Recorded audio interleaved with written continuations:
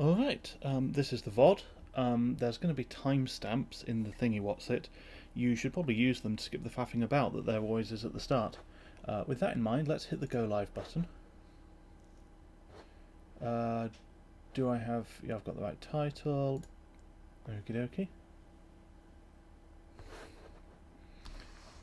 This is a very weird time for me to be going live. I don't know if anyone's going to be around, so we shall see, but I shall boop people anyway.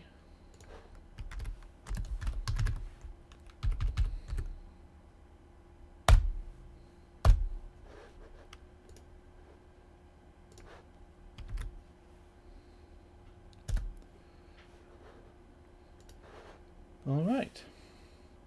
Now, this is another reason that timestamps are good, because I'm going to be sitting around waiting for anyone to show up. I should probably check the... sitting around. Yeah, the audio is fine. Yeah, because there's no point in me explaining myself before anyone's here. I did give people about 10 minutes warning in the Discord if people are actually paying attention to the stream plan channel, which I don't necessarily expect people to pay attention to the stream plan channel, so, you know. With that in mind,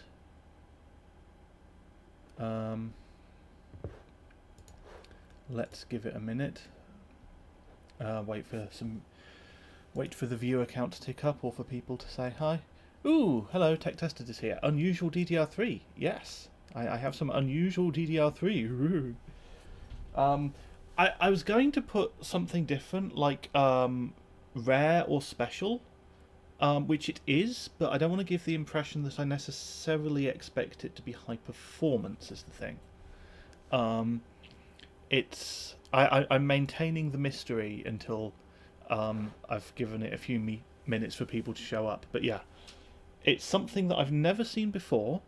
It's something that certainly is cool. And yeah, I've never seen a kit like this one before, so when I saw it I had to have it, and it was actually listed on eBay in the US for like, I think it was listed for about £5 basically, but then like all of the import fees and the shipping and everything was about £30, so I paid an awful lot more to get it shipped over here than I did for the actual stick. The box that it came in had like an Amazon returns address on it in Texas, hence shipped from Texas. I'm not sure where the actual seller's based. I think they're based in Texas. Anyway, I think a few people have filtered in according to the viewer count, and you're here in the chat, so I will open the box and I will explain myself. So, they packaged it really well. I haven't tested it yet, but we've got this really nice foam, and it is a kit of Crucial Ballistix, but not your average Ballistix. It's the type with the orange stripe on it and the finned heat spreader. Now, you might be thinking, I've seen those before. Yeah, this isn't even the first kit with this heatsink, but if we look at the label on this one, if I can bring that into the camera, the IC code on that is 16FF on the end of the part number. And that means that it's using Micron chips, and I've never seen these kits with Micron chips before. Normally these kits are PSC. They're 2133CL9 with PSC. Normally this, it's 1600 CL8, but it's Micron. So that is something I've never seen before, and this will be my first time testing it out. So I have the, I should really turn that off before I start installing memory in it. I have the 990FX UD7 here. This is the less good one, the one that has a weird base clock wall. But that's fine, as it's just a functionality test.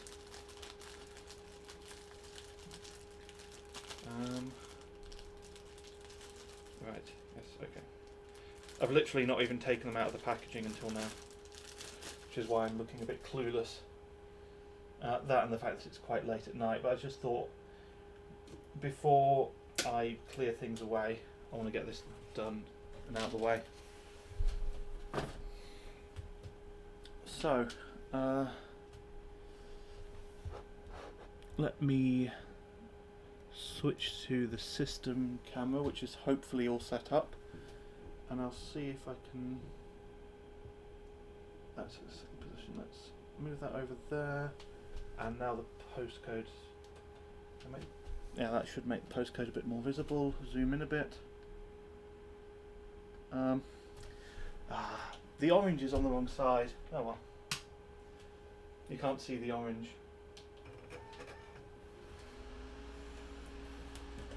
Well, let's fire it up and fingers crossed it.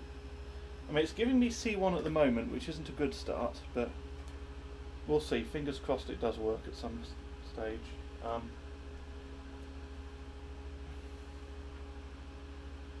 Oh, let's try to do something. I did hit the clear CMOS button before I started, so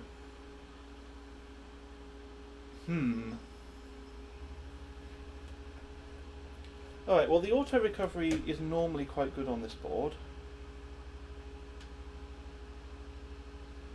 Normally.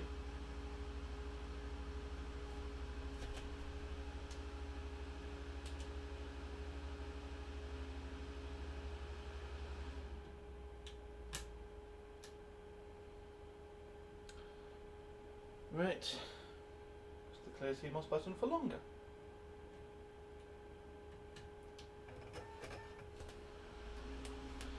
I agree, it's not a good start, is it?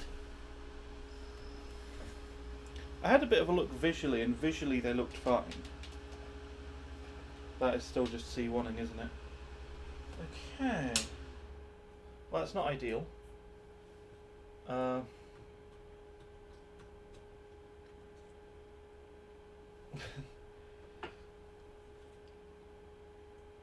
Look at me and my special kit that I've got. Right. I'd better test it with something else then. Make sure that the board's okay. What have I got?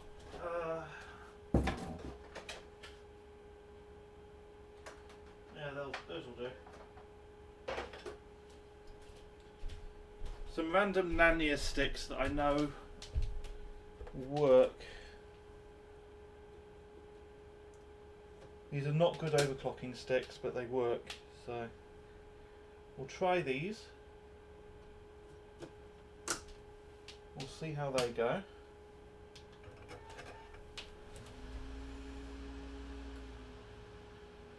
Oh, that's looking more promising immediately, which is worrying. M3 Plus likes Nania for base clock. Yeah, that is one thing it's good for. Alright.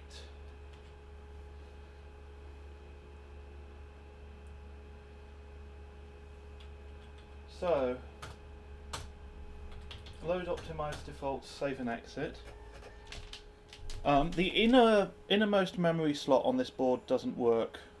But it should be the outer slots that are best anyway. So we'll just let that load into memtest, and then assuming it succeeds in loading into memtest. Yep, there we are. And it's an 8120 that's in there. Good, I was wondering. Okay. So now that's loaded into memtest and it's at stock. Let's pop the Nania back out, pop the Ballistix back in. International shipping can be hard on sticks. It'd be really unfortunate if they've not survived it.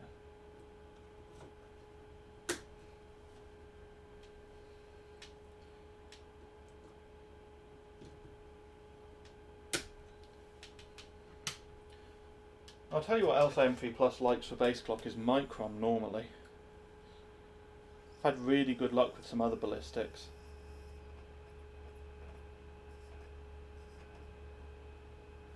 Well, I'd try one at a time. Yeah, that's the next step, isn't it?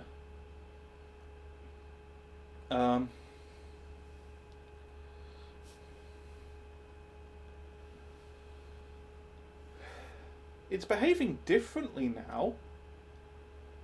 insofar as the fan isn't spinning up to maximum anymore. That might just be because, like, maybe resetting the BIOS just reset the fan control. Yeah. Damn. Alright.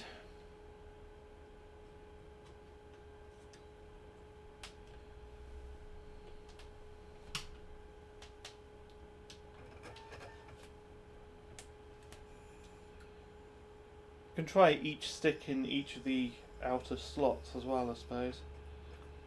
So that stick is still C1ing. It might also be compatibility.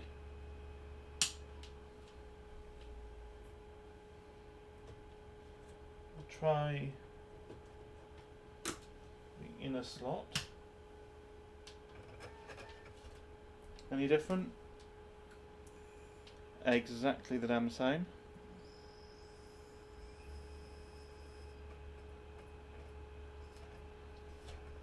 Alright. I might as well try the third slot as well. It'd be really weird if that worked, but while I'm trying things, I'll try things. No, of course not.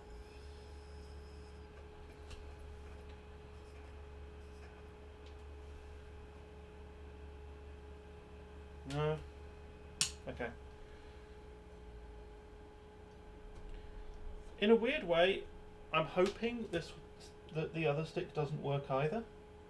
Because if neither of them work, then it means it's more likely to be a compatibility thing. Whereas if just one of them works, then they're just definitely screwed. Yeah, I've not normally had any compatibility problems with this board at all.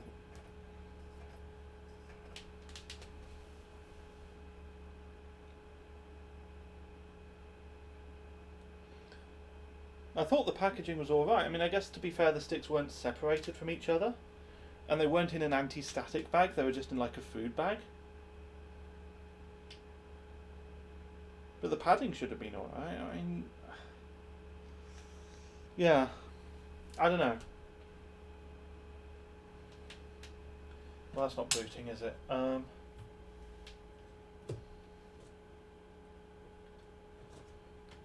Let's just run through the other slots just for completeness. And then what I'll do is I'll grab I've got a 775 board somewhere. I said this was going to be a quick bonus stream. I wasn't expecting it to be less than half an hour. But at this rate it might be.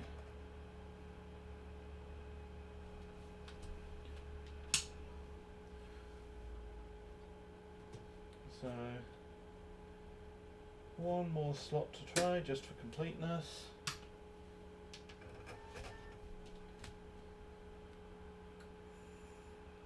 Nope. Okie dokie then. Right.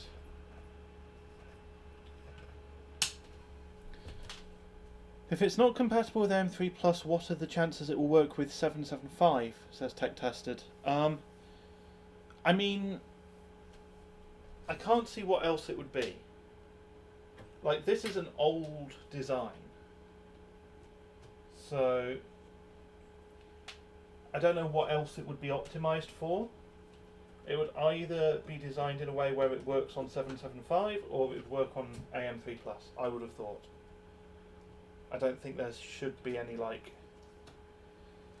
I've never come across a stick that's too new for AM3 Plus when it comes to DDR3. DDR4, yeah, there's plenty of DDR4 sticks that are too new for AM3 Plus. All of them, actually. But not DDR3.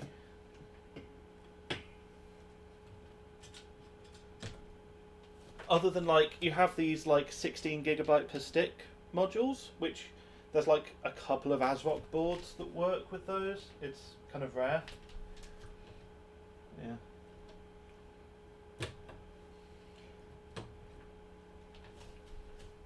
Right. I have a P5Q3 on hand, so hopefully it's just a case of switching to that and we should be able to I think this is a 3. Yeah, that's a P5Q3. Alright.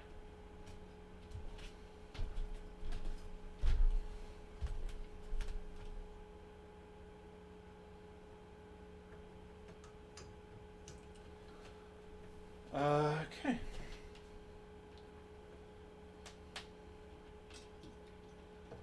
Now I regret putting away the camera for the postcode, because I thought I'd be using the UD7. Oh well.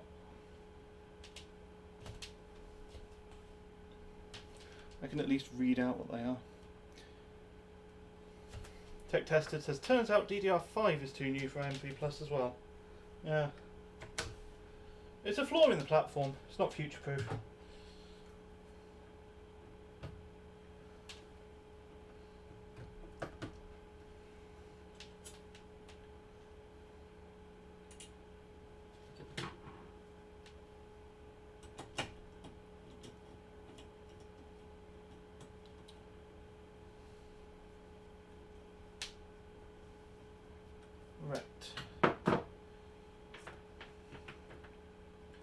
CPU power. What sticks are in there at the moment anyway? Oh, hold on. Sorry, I've completely forgotten to... It's a bit late now. Completely forgotten to actually move the camera over while I was doing all of that. Those are 133,999 that are in there at the minute. Alright. So cables are seated. Keyboard. Should be everything.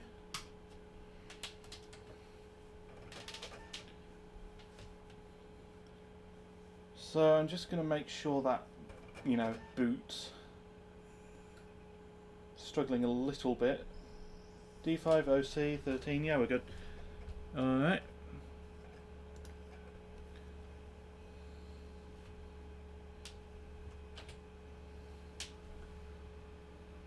Oh, I forgot to plug the CD drive in. That's fine. Once we get into BIOS, load defaults, exit and save changes. Alright, I'll let that load up. Then kill the power, then plug the CD drive back in.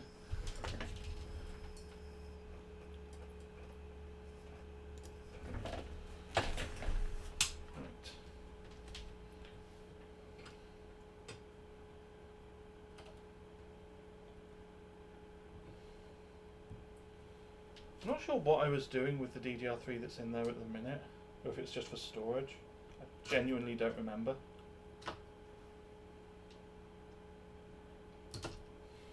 What even is that?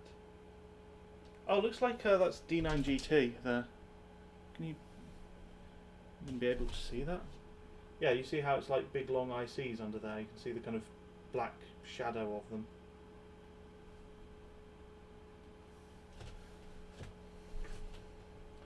So I was probably testing that kit from eBay or something a while ago. Are they all D9GT? Yeah, they are. On a 6-layer PCB of some sort though, sadly. Anyway, we're not here to talk about dual rank D9GT, much as I would like to. Oh, and because this is Intel, the memory controller's the other way around. And so the orange is facing outwards now.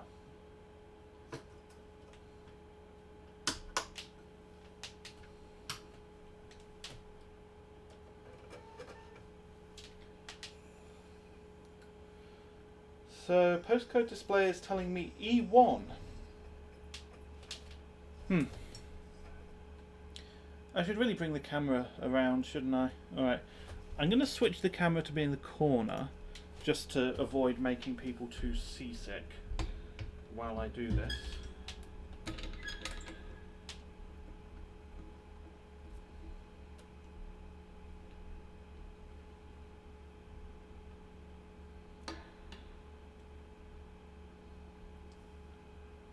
There we go. Now you can actually see the postcode display. Which at present is not blooming working.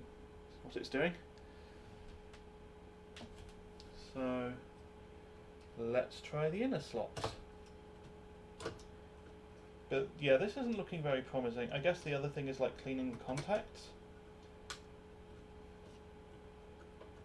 It'd be weird for both sticks to be broken in a way. That would surprise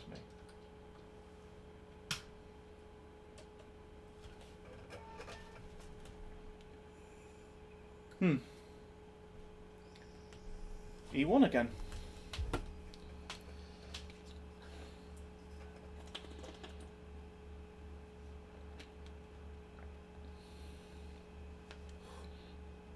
Tech Tester says I find it really odd they aren't working. Yeah. Yeah, so do I. Darn. Well, contact cleaning.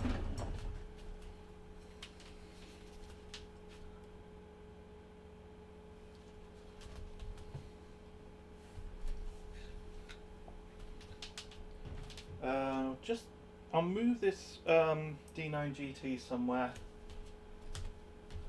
I don't want to end up, accidentally damaging it or anything. So I'll pop that out of the way.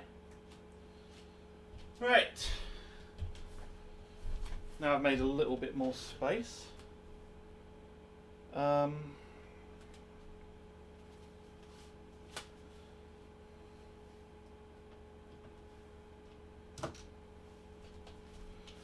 So, tissues, isopropyl.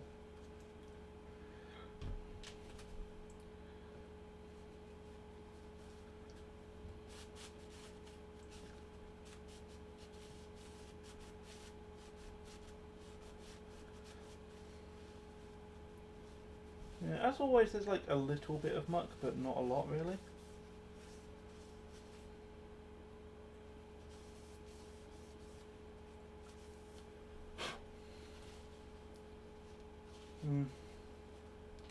Looks like it ought to be alright. I'll try just that module first. So take the other one out and leave it down. Let's leave it in view. Hey Crispy, what's the secret kit? This is the secret kit. So it's the Finned Heat Spreader Ballistix, but it's 16FF, so D9KP, which I've never seen before, and I have yet to see a working example. But who knows, maybe cleaning the contacts will have changed that. Although it doesn't look like it.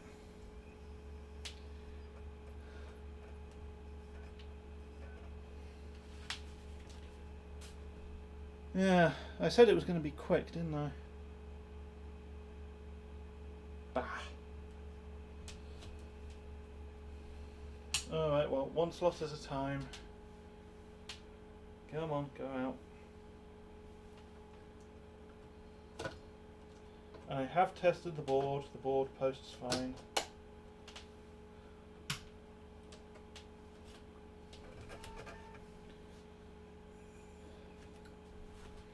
Yusarian asks, have you tested all your DDR3 ICs for base clock?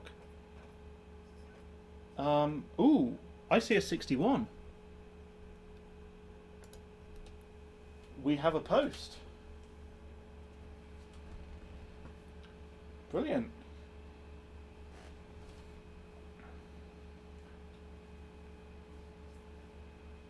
I'll let that run. And then I'll try cleaning the other one as well and installing the other one. But yeah, base clock on which platform? I mean, the answer's still no either way, but yeah. I know I said a while ago I was going to do, I was going to test like everything for base clock on FX, I think it was, or an AM3. One of those. Or was it efficiency? I think it might have been efficiency testing on FX, and I got absolutely nowhere. Because it's so time consuming, and like the stream was just like testing one kit, you know. It's not a fun way of streaming. It's fun to like have hardware and then try to max out that hardware. I like doing that, but just trying to like test a gazillion things, it takes forever. It's repetitive. Yeah. Alright, well, this is looking pretty good. I guess while that runs, I might as well clean the other one. I'm very glad that this seems to be working, because it would have really sucked if it was broken. Especially after having, you know, bigged it up a bit.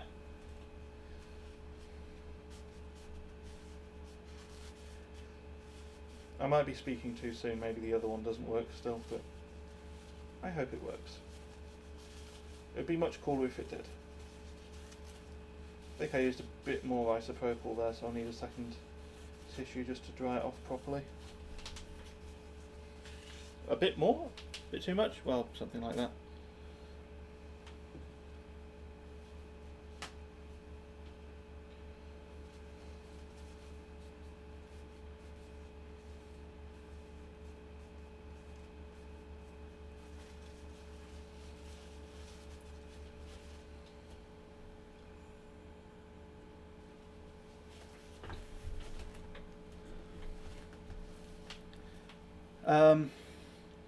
Yasarian says, AM3 base clock, if you run out of ICs, I can see if there's any ICs you don't have in my bucket of OEM crap.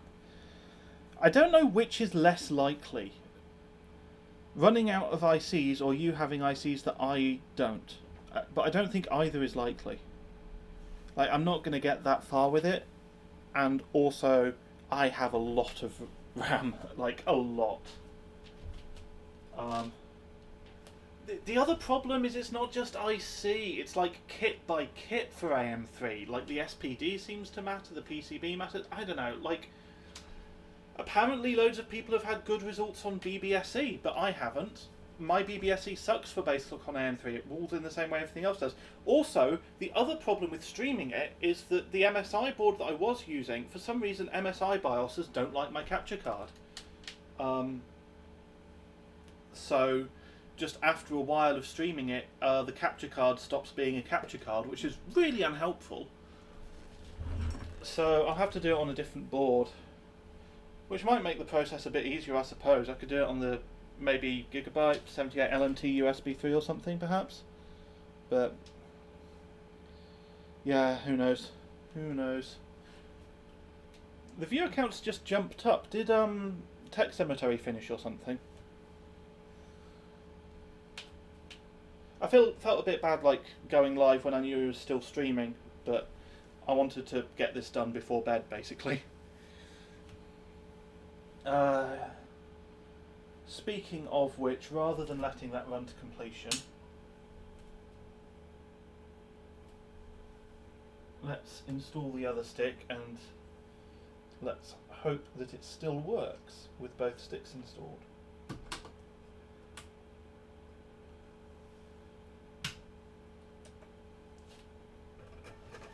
And assuming that boots up and runs, I see D5, that's a good sign. OC, 13, yeah, we're good. I think we're good.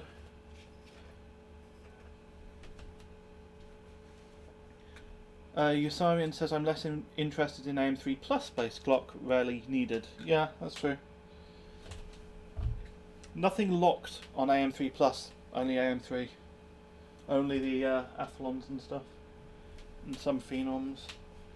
And Semprons, and yeah.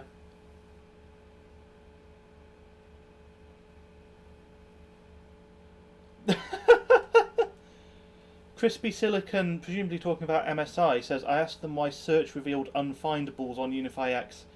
The answer, yeah, we're removing search. Oh no, that's terrible. Right, well, we have all 4 gig detected there, which is good news. So let's pop into BIOS and let's load up 1600 888, I think it was.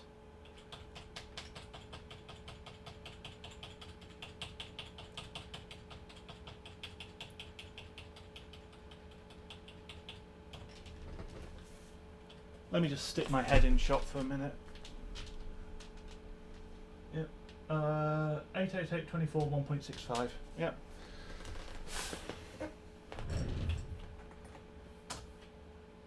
Oh, XMP, my arse.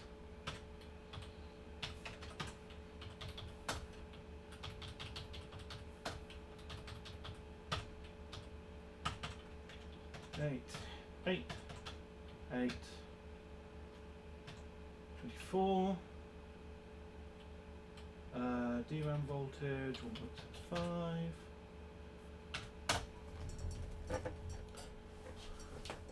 1.65. Hopefully that'll work.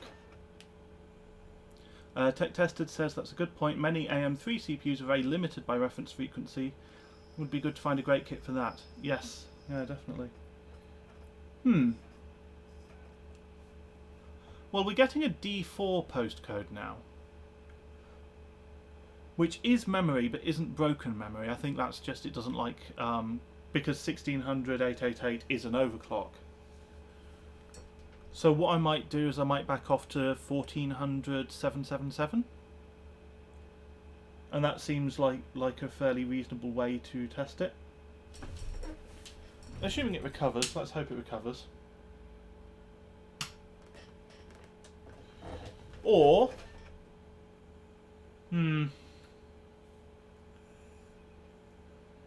need a fan anyway, really, don't I? I've got the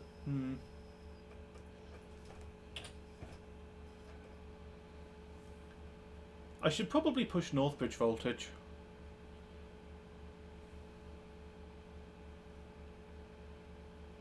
I mean, maybe this is information in itself, right? Like, this IC is difficult to run, or not immediately easy to run, I suppose. Is that much airflow? I'm just going to stick my finger near it. It's not a lot of airflow. Do I have a random fan that I can slap on there? Not really. I'm only doing 1.3, it's not that bad.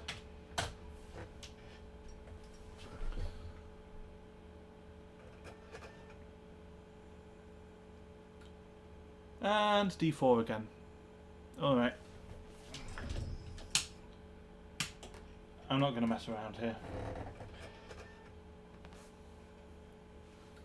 Ideally I want to keep this under an hour.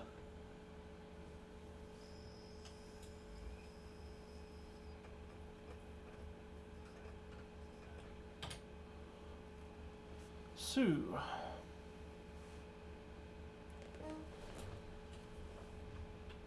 let's get in BIOS. Let's set 1400 777. That seems like a perfectly reasonable setting for 1600 888 kit. What's that going to need? That's going to need 350, isn't it? Yeah. 1400 777. 21. Same voltage. Drop the Northbridge voltage back down a bit. That should actually work. It's always difficult when you're doing something like this because it's like, I see D5 rather than D4. OC 13. Yep, we're posting. Yeah, I mean with 775, and it's like to run the memory at stock you have to overclock, and like yes, that's true for a lot of memory. Like XMP is by definition an overclock. You know, technically when you run your DDR4 3200 CL16 kit, you're overclocking. But like, this is actually like a serious overclock. Which does make it a little bit more difficult to test if memory in particular works.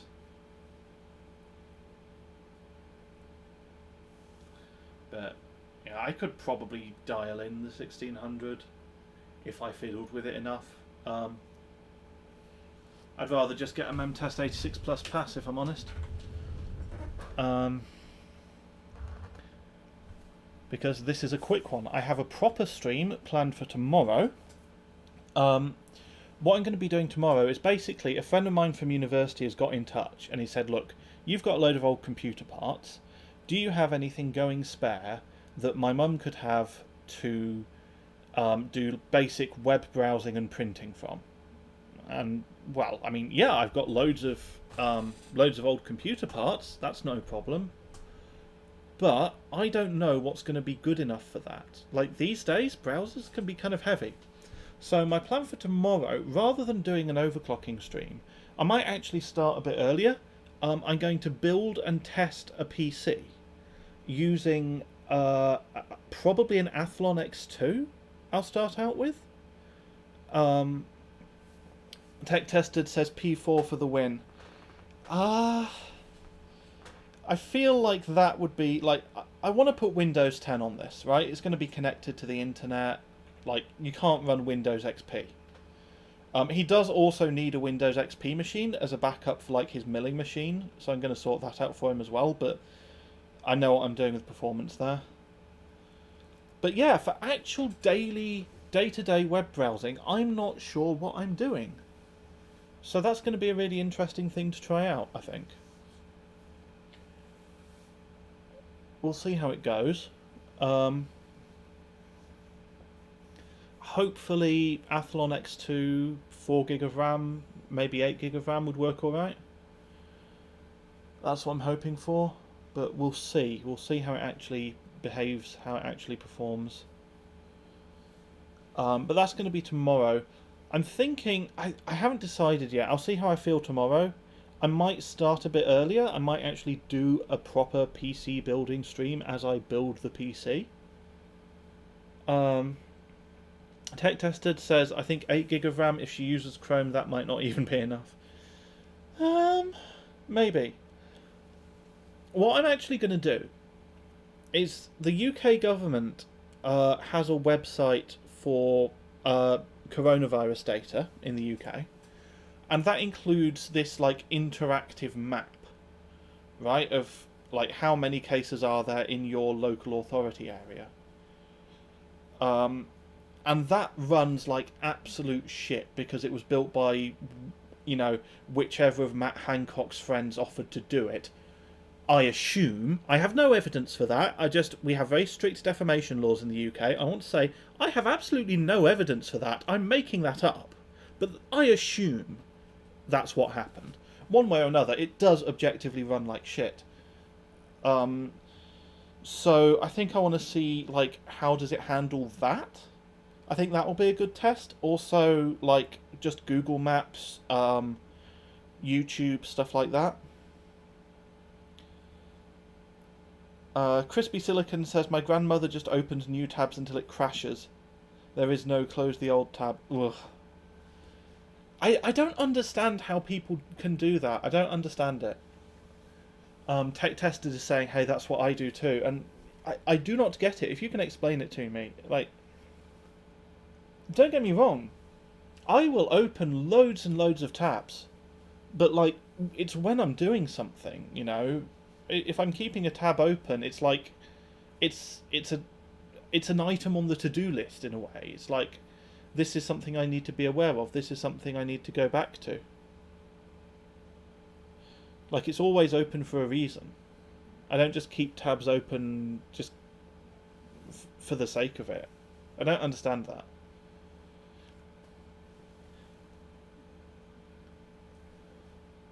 Crispy Silicon says, this is the same woman who used to highlight the address bar and delete the contents while she browses because of clutter. My goodness me. Ugh. Tech Tested says, so I know it's bad practice, but it is mostly, I know I will need this later, but I don't know when. Yeah, fair enough. I mean, that's understandable. I guess it does depend what you're doing, but yeah, that makes sense. I don't think it's bad practice if it's for a reason. Like, I don't know. I mean, from a software engineering perspective, the things that users do with software are horrifying. But at the same time, like, you know, users got their workflows, right? Crispy Silicon says, so there's the handy history that says recently closed tabs. Which is a fair point, but what if you're being judicious about it? What if you're only closing some of the tabs? Not that Tech Tested said he was being judicious about it, but, you know. Anyway, just in case anyone's just joining and is wondering what I'm on about with the special memory, as you can see, it's Ballistix with the orange finned heat spreader, but rather than PSC, it's 1600 CL8, and as you can see from the part number on screen, it's actually Micron. It's Micron D9KP with the .16FF, which means it's 16 ICs. That's the first 16, and then the first F is for FBGA, which stands for Fine Ball Grid Array, so it's just like the standard DDR2, DDR3 chips. And then the second F is the revision. So because it's 2 gig per stick with 16 ICs, that's a 1 gigabit density, and revision F in 1 gigabit is, for Micron, is D9KP, and because it's crucial, if there's no other qualification for what IC manufacturer it is, then it's Micron. So yeah, D9KP. Might be D9KPT, there's a couple of others, they all start with D9KP though. Ye245 talking about the browser tabs says, kind of reminds me of a comic stroke animation titled The Scroll Wheel. Well, we're 50% into Mentest, I might as well Google that. The Scroll Wheel. Ah, yes, that is an animation, isn't it? I probably shouldn't play that on a screen. I don't want to get a copyright thing. Let me... I'll be quick and mute it. Right, yes, muted. So, let me post it in chat as well so people know what I'm on about.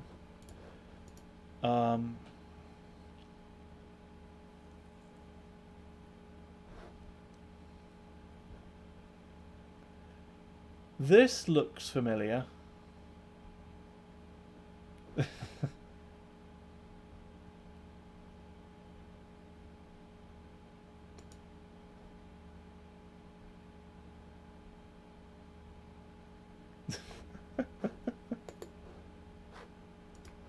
Yeah, yes. And it's always interesting because everyone, like, obviously there's best and worst, but everyone has their own way of using a PC. So anyone watching anyone else using a PC is going to be infuriated by it to some extent. I say that. It feels like modern computers are kind of moving away from that, and they're moving more towards, like, no, there is only one way to do this. Because it used to be that it was actually considered good usability, good design to have lots of different ways to achieve the same thing, so that lots of different users could all do whatever it is they find intuitive. Whereas now the focus seems to be a little bit more on just telling users what to do, and expecting a user who doesn't know what to do to just, like, look it up, just Google it, right? I don't know. Maybe that's in my head. Maybe I'm just being, kind of crotchety old man here, and it's actually fine, and I'm just looking back on the past with rose-tinted glasses, because I do hate modern user interface design, just in general. I went, like, one stream while I was waiting for 3D Mark to run, I composed a poem about how much I don't like translucent panes as a design philosophy. So yeah, I'm not a huge fan of modern user interfaces in general.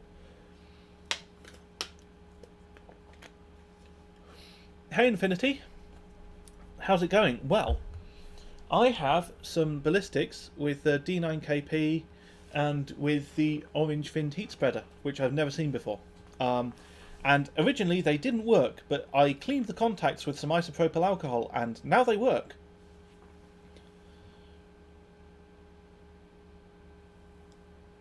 So, going pretty well, I would say, on balance. Yosarian says, having more options can be bad. My dad is a clicker. He once deleted a car.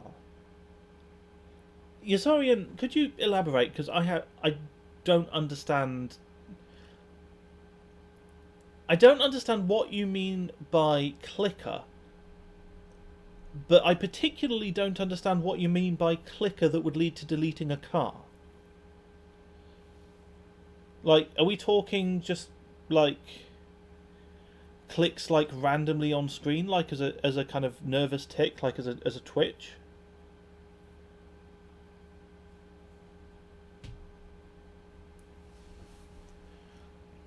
Because to be honest, I get that. I mean, I've made some mistakes in Minecraft just from like randomly clicking. It's interesting actually because when I'm using a Logitech G600, which I need to switch away from, but I can't be bothered to. Something about the way that the Logitech G600, which is this great big MMO mouse with 3 great big buttons and like 12 buttons on the side, something about the way it fits in my hand makes me want to bang it on the desk. I don't know why. I don't have that problem with the IntelliMouse 3 that I have for the streaming setup. I don't have that problem with the Corsair Iron Claw that I have actually for the system that runs the streams. But for some reason, the Logitech G600 that I use for daily just makes me want to bang the mouse on the table. Like, I don't know if it's just the angle it has my wrist at or something. Like, I just want to move my hand around. But, yeah. Yusarian says, clickers are those users that click on all the options to customize things and end up breaking things, usually user permissions. The worst users. Aren't they called QA testers?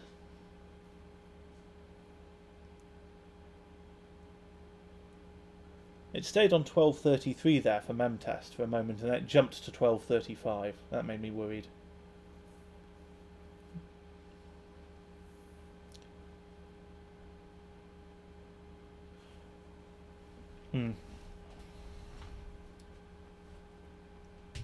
I mean, I assume it's going to pass. I just want to, find out for real.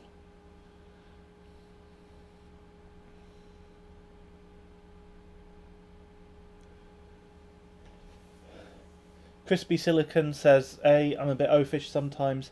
Didn't work out well with my super lightweight Logitech. Battered it across the room turning into Jonathan Ross. Battered it across the room twice and rip. Stick with something heavy now. yeah, fair enough. I've never managed to bat a mouse across a room. But then I don't use super light mice, so who knows. Tech Tested says, I thought overclockers were QA testers. Different kind of QA.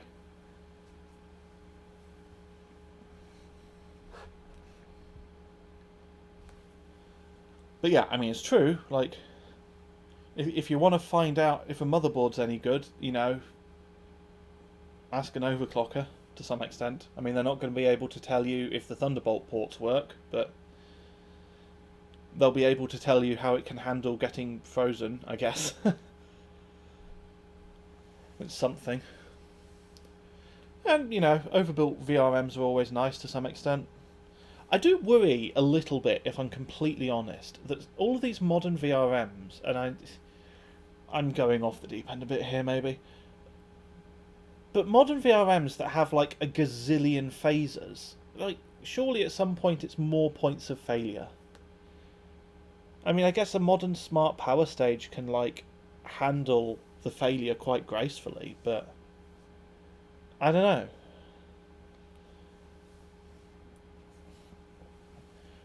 Then again, a modern smart power stage is probably an awful lot more reliable than an older, like, discrete MOSFET.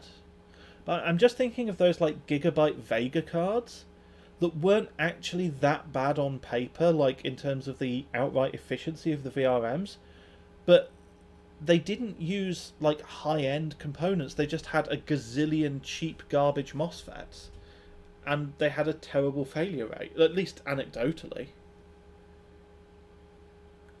Infinity says, I think with advancement of chips, older ones are far less reliable. Yeah, fair. Crispy Silicon says, I think the lower duty cycle probably outweighs the additional component failure rate. Yeah, that's also a good point. I hadn't thought of that, but yeah, I guess, like...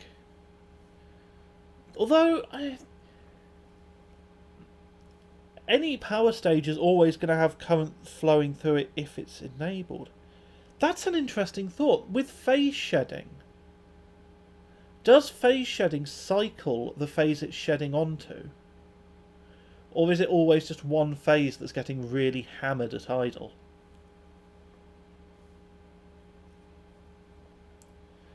But I guess even then, even if it's only one phase getting hammered at idle, at least that's only, one point of failure.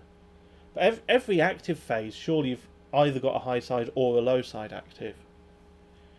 But of course, if you're not at full load... I mean, there's some boards that even at full load, like they might still not activate all of the phases, even full load with a heavy overclock, because they just have too many phases and it's actually more efficient to run less of them. With the exception that, like, I think if you're running... not running... If you hit a really hard transient, then it might turn all of the phases on for that. So it's not, like, complete bullshit. But, yeah. Infinity Zero says, to be frank, I also just watched Tech Cemetery try to desolder a stage from a 1070 that welded itself to the PCB. Oh dear. Yeah, that's not ideal behaviour, is it, for a power stage?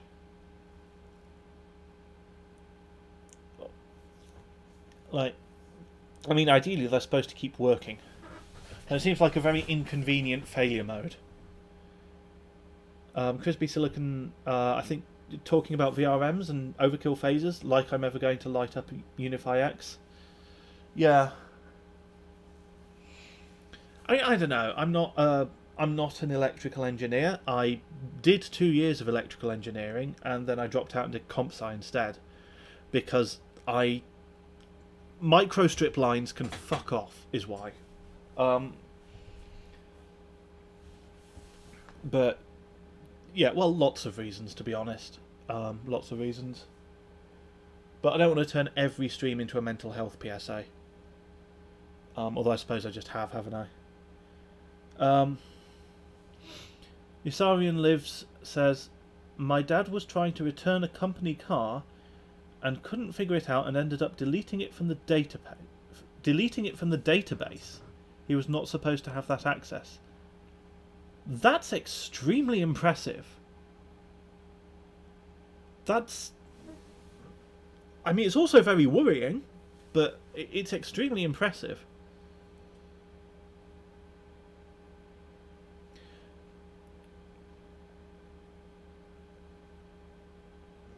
Accidentally. Yeah.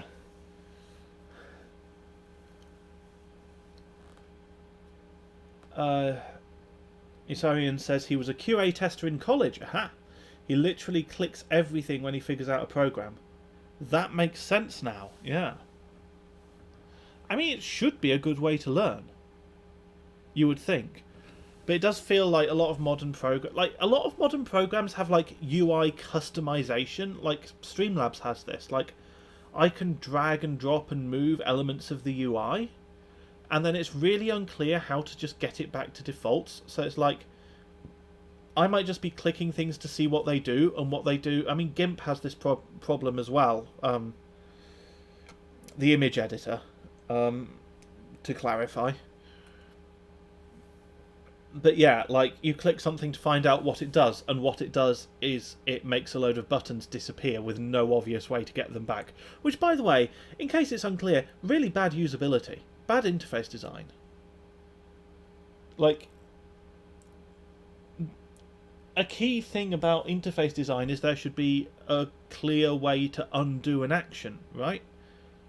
But with stuff like GIMP, like, you click a button and it makes like your brushes disappear, and then you press like Control Z or undo, and it just undoes like the last thing that you did to the image and not the change to the user interface. And it's just like, why are you doing this to me?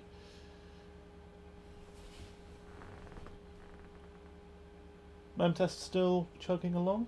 Yeah. I guess random number sequence I think is quite slow on 775, so it's taking a while. But Yeah. I think test 10 shouldn't take as long, hopefully. Hopefully. Yeah. Just imagining if I was like pressing every button in Streamlabs to find out what it did. Like, end stream. No, wait.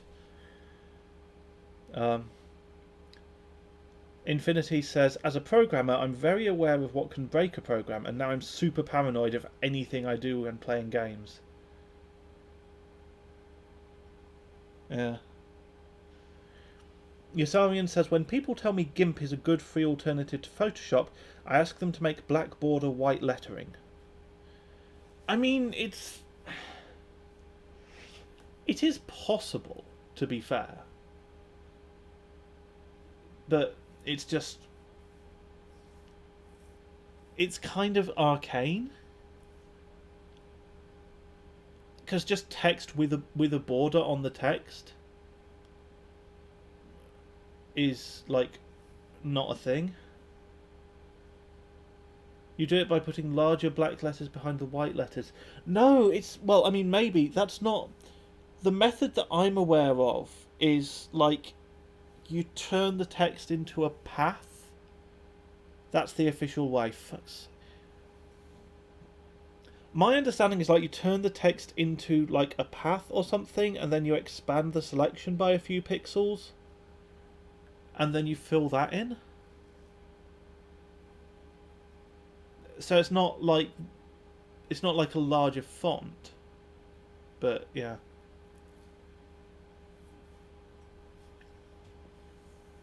But yeah, it does seem like a pretty obvious, like, common act, like, especially in the modern online world, right? Like, people make memes. So white letters with a black border are like, you know, the paintbrush of the modern world. So it is a bit ridiculous that they don't just have it as a feature. I honestly wonder if at this point it's like just stubbornness, like just the stubbornness of an open source software developer who's like had people ask them not very nicely for something too many times. Infinity says, I think it's because someone copyrighted how borders work for text. For fuck's sake. Yasarian says, I've yet to find a free program that can do bordered lettering. Image Flip is a like meme generatory type site that can do it. But it is a meme generatory type site, and it does like attach a watermark as well. I think you can get it without the watermark if you pay them some money, but that's not free. But it's a fairly unobtrusive watermark. Yoz says, yeah, some web tools but no discrete programs. Yeah, exactly. Which is a bit of a fucker, isn't it?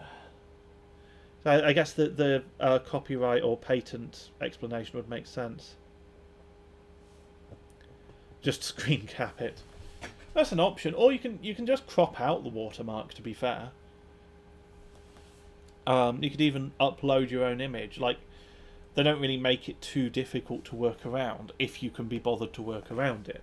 But it's unobtrusive enough that you probably can't be bothered to work around. I did say work, didn't I? Yeah. Sorry, I'm tired. It's unobtrusive enough that you probably can't be bothered to work around it. That's what I'm trying to say. Right. Well, I'm nearly done here, so I think it might end up being a little over an hour. At least the recording's going to be a little over an hour. Once the stream is finished, I'll power it off, I'll show off the sticks to the camera once more, and then I'll go to bed, is the plan. But I'm going to be on tomorrow. I might, depending on how I feel, I might start early tomorrow. Because I need to actually... I went through this earlier, but for anyone who wasn't there, a friend of mine from uni's asked me to get together some old parts to get a PC that's capable of basic web browsing and like printing and stuff. And the thing is, I don't actually know what is required for that these days, like with modern websites, modern browsers, modern operating systems. So I want to find out. So I'm going to be putting a PC together, and then I'm going to install Windows 10, and I'm going to test it, and I'm going to see how it runs. I'll probably use I'll try and use an Athlon 2X2, and we'll see how that goes. But yeah, so the stream tomorrow, no idea when it's going to start. Might be in the afternoon UK time to actually build the PC. But then I'll maybe do the testing in the evening. We'll see. Tech Tested says, in my experience, Athlon 2X2 isn't that great on Windows 10. Which, I mean, maybe, yeah. I want to find out, and I want to see how it is, see if I can tell where the bottlenecks are, like... Does it need a... Yazarian Live says, web browsing, yeah, gonna need at least a 3990WX for that. Well. I can tell that you are not familiar with the work of one Francois Piednol on Twitter, who used to be something to do with Intel, and now he's like a massive Intel fanboy on Twitter. And when Threadripper 3000 series launched, he tweeted about how it was bad because it sucked at web browsing, like in JavaScript benchmarks, because they're like really single-threaded and memory latency sensitive. But the really funny thing is he's like, Yoz says 3175X is pretty good for web browsing. Well, that's the punchline, because Francois Piednol tweeted an AnandTech graph of a web browsing benchmark, saying this Threadripper sucks at web browsing, but the 3175X was behind the Threadripper. It was even worse. Because it's just the nature of really high core count CPUs. It's like they tend to have worse memory latency. They tend to not be great at like single threaded memory sensitive JavaScript benchmarks. Yoz says Anand doesn't know how to run 40 mesh. I mean, Anand is not even involved in Anand Tech anymore. It's like Ian Cuttress. And Gavin Bonshaw like does a lot of their motherboard content and actually does a lot of like running the benchmarks. And I think they've got, I forget the name, but they've got another guy who does like server stuff and high-end desktop as well, I think. I forget the name. We're nearly there, but it sticks on 100% for ages. Crispy Silicon says Ian's computer is the saddest thing ever, he's just given up. I've actually not been keeping up with Tech Potato. I might need to do that. Might need to see. Yoz says Dr. Cuttress is still with Anantech? I think he is. Be really surprised if he's not. Surely he is. Yeah, he is. He's got an article posted like yesterday. It's an interview with... I guess this is a transcript of what was on his YouTube.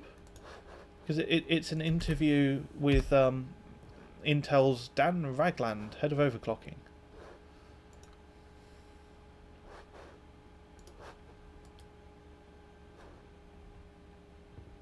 But yeah, which I'm guessing was transcribed by Gavin. Does it say at the bottom? Yeah, transcribed by Gavin Bonshaw.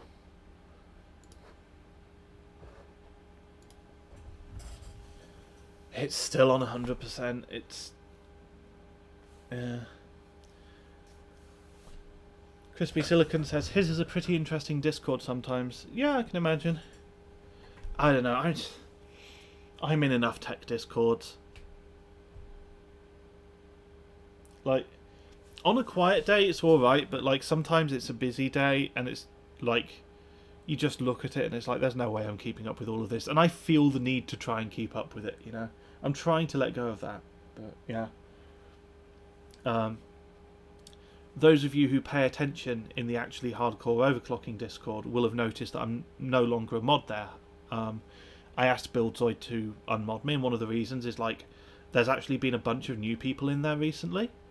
And it's been more active. Which is cool, but...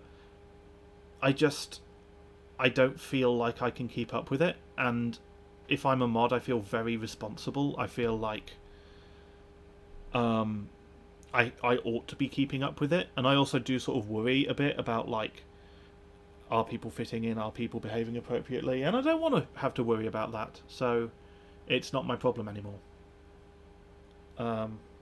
Which is nice. It's freeing, but it takes a while to adjust and like internalize that I don't need to worry about it. Anyway, we have our mem test pass, so I suppose I should just quickly plug the fact that I have a Discord, which I do keep up with. It's quite small, it's quite quiet, and I talk about my streaming plans, I ping people when I go live, and sometimes we talk about cars as well. That's the thing, because I'm turning into a car guy now. And yes. And bikes, yes. And bikes. So with that, I'll wave the sticks at the camera once more. So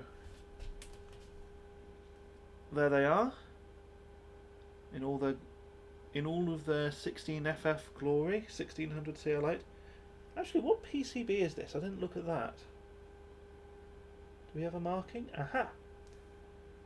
It's some kind of Levin PCB. Is that going to show up on camera? Probably not. You see the marking down there? It is a 0543 space C, it says on that, which is probably no help whatsoever. That's interesting though. It is a it's one of the Levin PCBs that Crucial tend to use, which is really interesting because the PSC that came with this heat spreader was different. The PSC that came with this heat spreader used KO8117, I think. So that's interesting. Anyway, yeah, memory works. That's cool. I'm going to bed now. Thank you for watching, and goodbye.